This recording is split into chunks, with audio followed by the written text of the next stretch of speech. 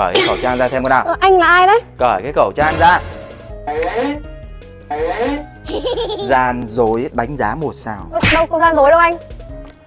Tôi để ý cô 2 ngày hôm nay rồi. Cứ 5 giờ chiều là cô đến đây cô lấy hàng. Trong khi kho Elox tôi cách cô có 3 bước chân. Sao không sang gửi hàng đi Đài Loan cho khách đi?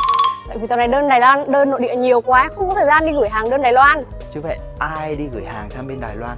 Gửi hàng là ấm cho thân cô hay là ấm cho thân tôi mà sao cứ để tôi nhắc hoài vậy hả? Quên thôi. Quên. Đơn hàng nội địa sao không quên đi? Sao cứ đơn hàng quốc tế thì lại quên? Đi gửi hàng mà sao lại thiếu trách nhiệm quá đi mà tập.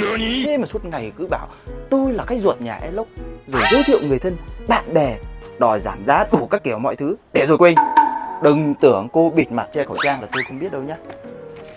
Lấy hàng xong rồi vào viết bảng kiểm điểm, mang vào kho cho tôi. Bản kiểm điểm gì với anh, sao kỳ vậy?